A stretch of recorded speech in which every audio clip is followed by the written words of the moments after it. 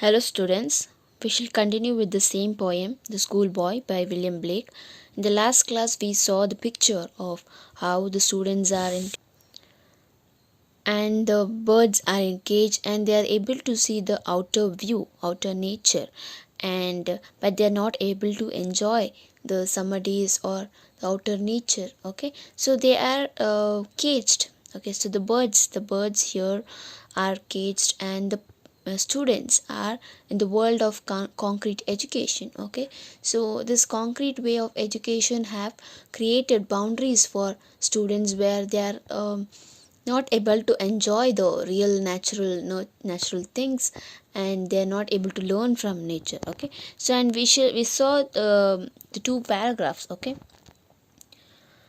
and the first paragraph, the school boy describes the summer morning. Okay, summer morning where the birds sing on the every tree, and the huntsman, how he enjoys being amidst nature, and the skylark sings with him, and he says that nature, the birds, is a very good company, a sweet company for him. Okay, and then in the next para we saw how but he has to go to school, and he's unwilling to go to school, but he has to go to school in the summer morning, which drives all the joyness in him. Okay, and he's under the cruel eye.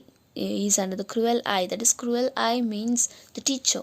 Okay, that little one spends the day in sighing and dismay. So the little ones, the lilliputs, the school boy, spends the whole day in a school. Okay, so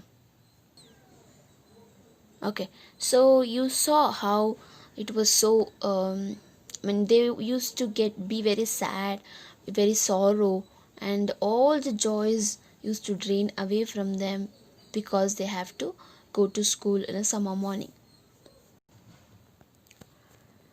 The next paragraph.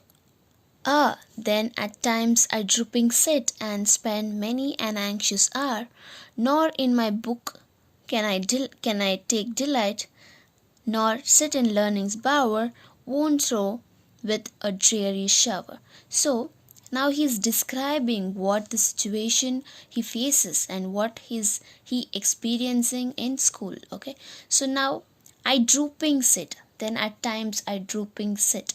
So here the child expresses his tiredness. Okay, he sits unwillingly in a sea of boredom. Drooping sit is where he is not willing to sit.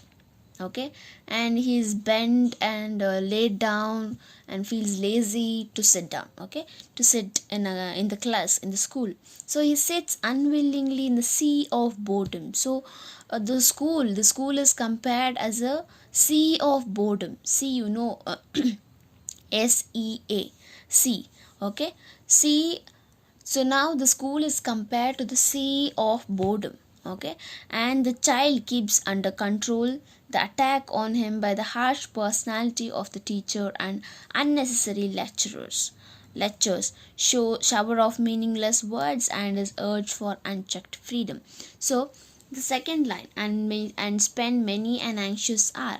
So it is obvious that in school days there'll be around 7 or 8 classes in a day, and every hour every new lecturer, every new teacher comes in, and they teach different subjects, and without giving break, they creep into the classes, teachers creep into the classes, and you will have many subjects, many hours, back to back classes. So it is very obvious that you get anxious. Okay, and nor in my book I can take delight. So yes, why do we come to school? To learn, to be educated. Okay, to gain knowledge, and to be very well versed in um, knowledge. Okay, so but what is happening in school? We are very much bored, and we sit unwillingly and listen to the boring lectures of our teacher, and so I'm not able to gain knowledge, I'm not able to concentrate, I'm not able to get any ideas from the books. Okay, because I'm bored, I'm not even interested to sit in class. Okay, not sitting in learner's bower. So the learner's bower here is refers to the bower in a German word. It says, it talks about the cage. Okay, so the student here says that they are sitting in a cage. They're sitting in a cage. It is direct comparison made, where the bower, the cage, is equally referred to school. Okay, so the children, the schoolboy here sees school as a cage. I'm not sit in learner's bower. I'm not able to sit in this cage. I mean the school. Okay, so the learner's bower refers to the garden where the child can be taught um, in an interesting way only if nature accompanies him instead of the school teacher. So here the schoolboy tells the teacher, or tells the people, that I'm ready to learn if the nature teaches me. Okay, I'm ready to learn amidst the nature, but I'm not ready to listen to the boring lectures, and I'm not able to sit in this concrete way of education system. Okay, so that's what he's telling. So he is telling that when I sit in a school, it shows like worn through with the dreary shower. So I'm tired, I'm not interested to sit in the class. I'm feeling unwilling to sit in the class. Okay. So the next paragraph. How can the bird that is born for joy sit in a cage and sing? How can a child when fears nigh but droop his tender wing and forget his youthful spring? So again the poet here compares a child with a bird, the schoolboy with the bird. Okay. And accordingly to his view, a bird which is born cheerful, okay, the bird which is born cheerful and fun loving can never sing sweet sings if caged.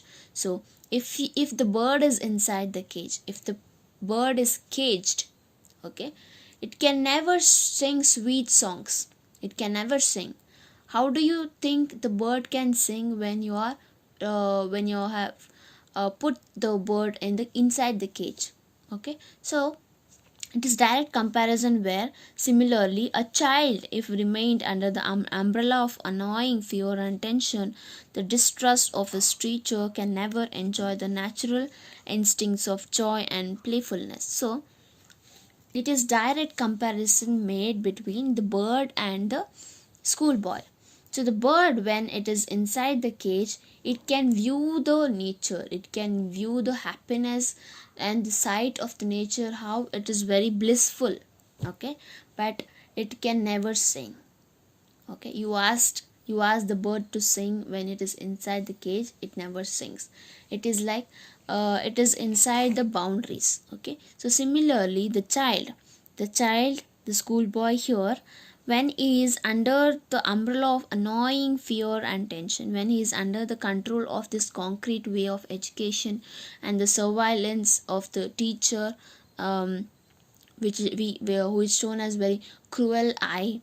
Okay, so when he's under the surveillance of this teacher and the distress of his teacher, the cruel eye outward. Okay, so the child can never enjoy the natural instincts of joy and playfulness. So when it is when it is inside the boundaries of this concrete way of education, the schoolboy can never enjoy the joyfulness, okay, and playfulness, joy and playfulness of the amidst the nature. Okay, and indeed, a word full of rigid codes of discipline will ruthlessly take away the beautiful spring of a person's life. So here, the this rigid course of discipline, okay, and the strict rules of school and the boundaries of concrete way of education will take away the beautiful youthful spring.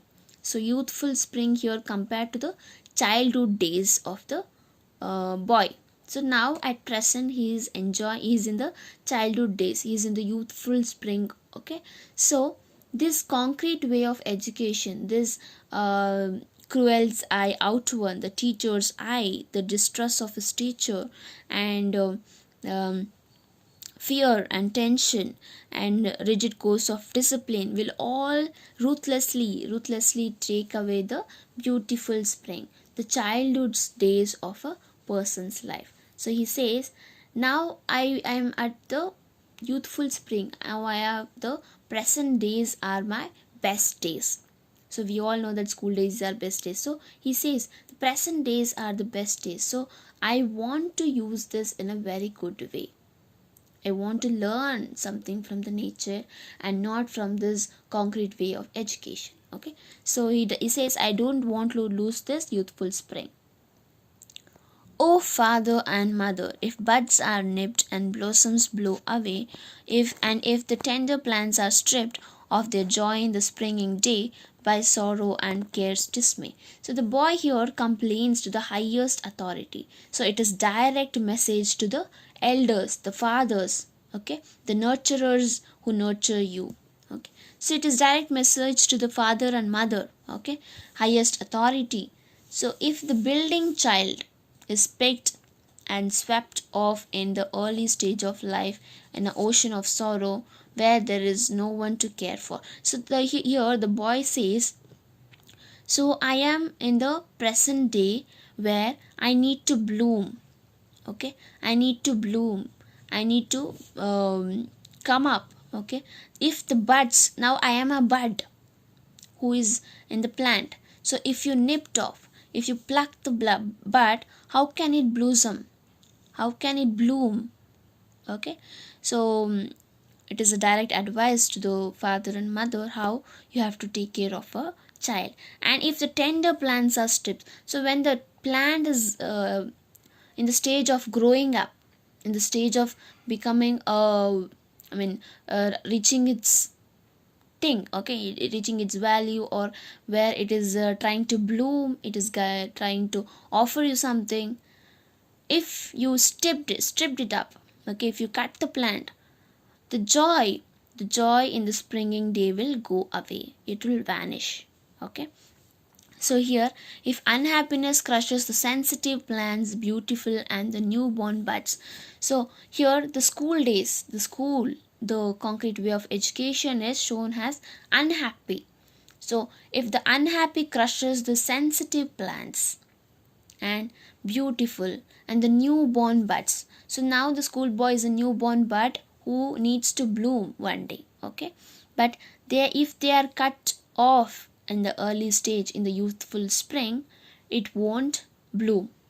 Okay, so the summer won't be joyful if he is not learning amongst the nature, and if he is sent to the concrete way of education, so the summer can never be joyful. So that's what it is trying to tell. So it is a direct message for everyone, even for the school teacher and even for the parents, that how you have to treat the school boy or the students or the children. Okay.